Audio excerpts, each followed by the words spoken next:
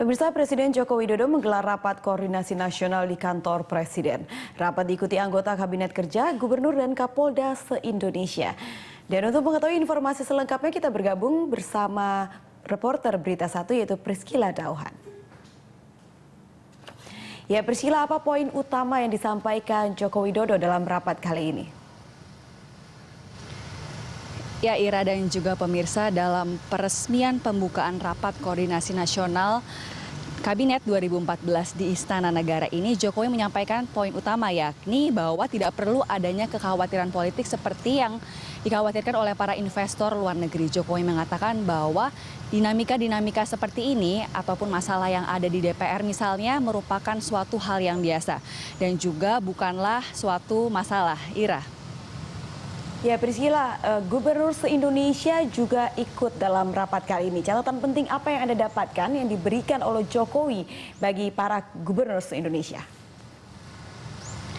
Ya Ira, dalam kesempatan ini Jokowi mengemukakan pesan-pesan penting kepada para gubernur dan juga Kapolda se-Indonesia, juga para menteri tentunya. Yakni pertama mengenai perizinan, yakni tentang bahwa Jokowi mengatakan bahwa perlunya reformasi birokrasi supaya dengan ini dapat memperbaiki setiap anggaran pembelanjaan daerah khususnya terutama di kabupaten maupun kota seluruh Indonesia. Karena menurut Jokowi saat ini anggaran daerah berat sebelah yakni dengan perbandingannya membesar di anggaran aparatur. Maka Jokowi berharap bahwa anggaran ini dapat segera diseimbangkan terutama di seluruh sektor investasi di Indonesia. Dan juga Jokowi berpesan bahwa mengenai one stop service, bahwa one stop service adalah wajib hukumnya dan perlu dilakukan terus-menerus secara kontinu,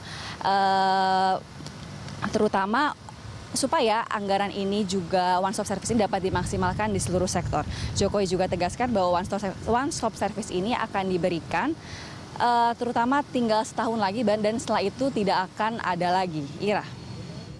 Ya, Priscila, lalu bagaimana dengan APBN 2015? Apakah juga ikut dibahas dan singgung oleh Presiden Joko Widodo?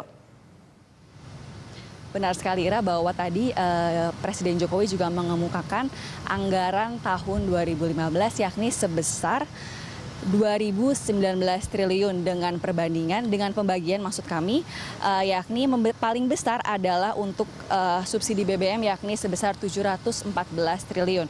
Kemudian dengan subsidi energi yakni sebesar 330 triliun. Kemudian disusul dengan subsidi kesehatan 202 triliun dan juga terakhir subsidi infrastruktur sebesar 577 triliun. Dan Jokowi juga mengemukakan bahwa subsidi anggaran BBM yang sangat besar ini dapat ditekan sedemikian rupa supaya bisa dialihkan kepada anggaran lain misalnya untuk anggaran kesehatan ataupun juga anggaran maritim. Dan Jokowi juga menekankan ingin menyejahterakan para petani supaya pengolahan pupuk maupun benih misalnya dapat mendapat bagian yang sama dengan pembagian anggaran dari subsidi BBM. Demikian Ira yang dapat kami sampaikan, kembali ke Anda. Ya, baik, terima kasih Priscila. Pemirsa, Priscila Dauhan melaporkan langsung dari Kompleks Istana Kepresiden Jakarta Pusat.